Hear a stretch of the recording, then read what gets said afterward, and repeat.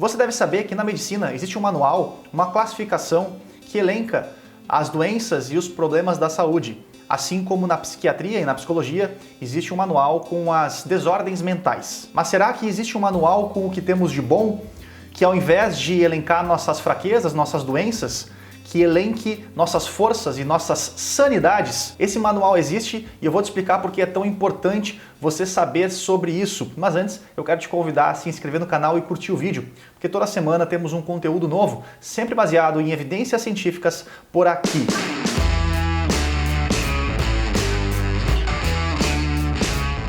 Martin Seligman se tornou presidente da Associação Americana de Psicologia em 1998 e ele trouxe justamente essa reflexão. O pesquisador e professor da Universidade da Pensilvânia disse que a psicologia tinha cumprido muito bem o seu papel de diagnosticar e tratar os males mentais, mas que tinha deixado uma lacuna justamente em promover o bem-estar e desenvolver o que há de bom no ser humano. Então ele convidou o psicólogo Christopher Peterson da Universidade de Michigan para ingressar em uma pesquisa que buscasse entender e descobrir quais seriam as virtudes, o que o ser humano tem de bom, de forma universal, que valesse para todo mundo, independente do país, da cultura, e que fizesse uma oposição ao CID e ao DSM, um manual de virtudes. Peterson e Seligman iniciaram um estudo, mas quem já tinha uma pesquisa na mesma índole era Donald Clifton da Gallup. Tanto que Clifton é considerado pela Associação Americana de Psicologia como o pai da psicologia das forças. Mas a proposta do Seligman era um pouco diferente. Seligman e Peterson lideraram uma equipe de 55 pesquisadores, cientistas de elite, para fazer uma revisão literária de 2.500 anos de todas as culturas. Só que não eram literaturas científicas, porque até então, tudo que havia sido escrito sobre virtudes estavam no campo da filosofia e das religiões. Eles foram desde a filosofia grega, passando por confucionismo, hinduísmo, budismo, cristianismo, judaísmo, islamismo, a Bushido, que é o código de virtudes dos samurais, até tribos africanas, enfim, foi profunda a busca. Pensa no tamanho do trabalho que deu isso: agrupar, classificar, definir critério de inclusão, definir critérios de exclusão, mas nesse vídeo, essa parte dos critérios eu não vou abordar. Isso vai ficar mais pra frente. Enfim, foram encontradas 6 grandes virtudes que eram comuns e universais em todas as culturas de todas as épocas. Foram elas: sabedoria, coragem, humanidade, temperança, justiça e transcendência.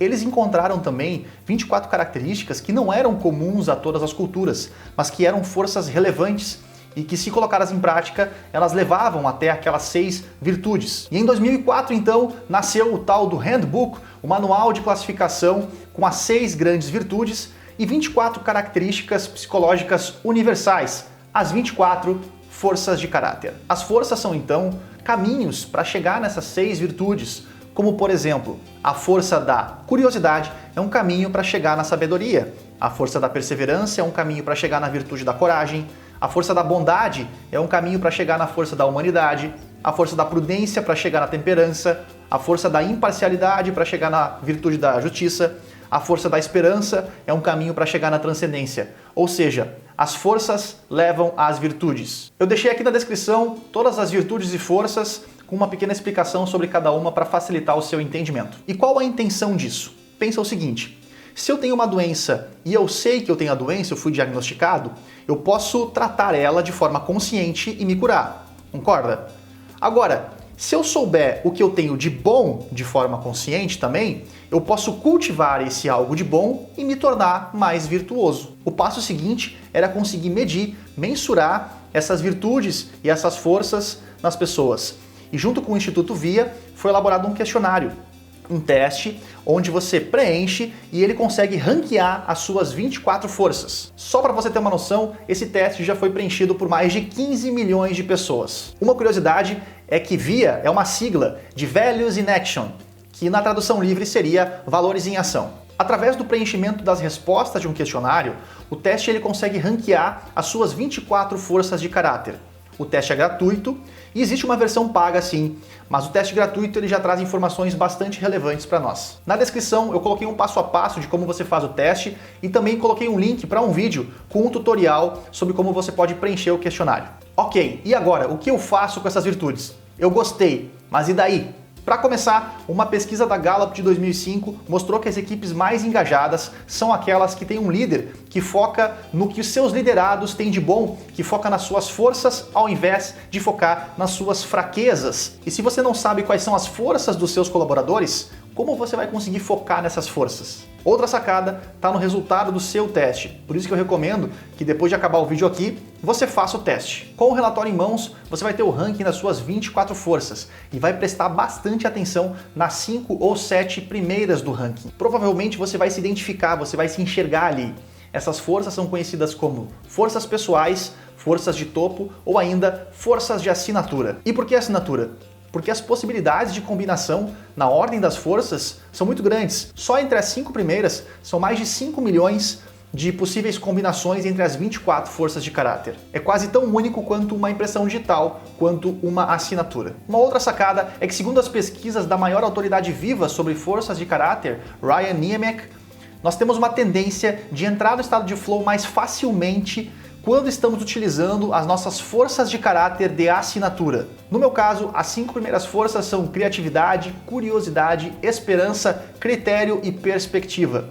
E quando eu sento para fazer alguma atividade onde eu uso essas forças, como por exemplo, escrever um roteiro ou desenhar alguma aula, eu perco a noção do tempo, eu tenho um bom desempenho, eu me sinto muito bem durante e depois da atividade, eu entro em flow. As forças de assinatura também são aquelas características que, se você tirar de você, não é mais você. No meu caso, o critério. Eu sou aquele chato questionador, eu quero saber a fonte, eu leio um livro que cita um artigo, eu quero ir lá ler o artigo para ver se o autor não distorceu nada do artigo até o livro. Eu sou bem chato com isso. E se tirar isso de mim, não sou mais eu. Ao longo do tempo, a ordem das forças pode mudar, mas normalmente não é uma mudança brusca, a não ser que você tenha passado por um evento de grande impacto, como por exemplo mudar de país ou passar por uma pandemia. Agora eu quero te falar uma coisa muito importante que eu sempre digo para qualquer pessoa a respeito de testes, seja esse teste VIA, seja DISC ou qualquer outro. Em primeiro lugar, um teste, um assessment,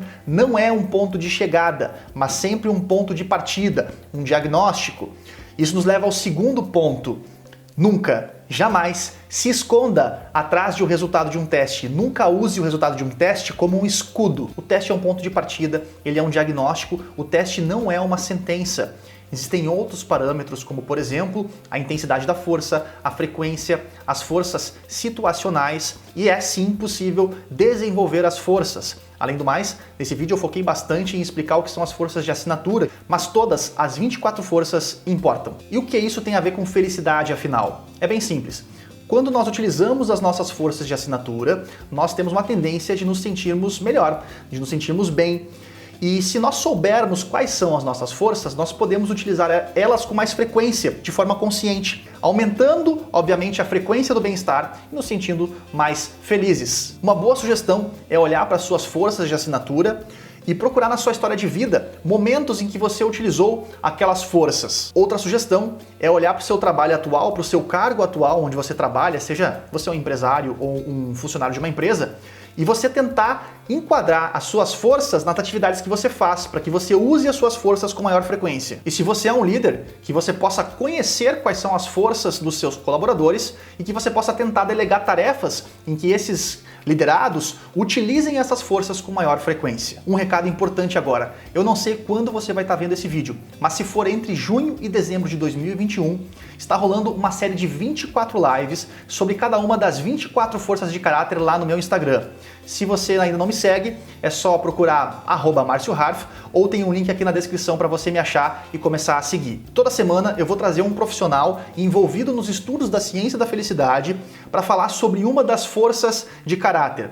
Só que cada pessoa, cada convidado vai ter a força assunto da live que nós vamos falar entre as suas forças de assinatura. Vai ser bem interessante. E se você chegou até aqui e ainda não curtiu o vídeo, já clica aí no curtir de uma vez, já se inscreve no canal para quem ainda não se inscreveu, clica no sininho ali para ativar as notificações, porque ainda vai ter muito vídeo ainda aqui sobre como levar a nossa felicidade a sério. Meu nome é Márcio, esse é o canal Faz Felicidade a Sério. Você pode me encontrar numa dessas redes, os links estão aqui na descrição, ou a gente se vê por aí no próximo vídeo, ou também nos vídeos que já foram postados. É só ir lá e clicar.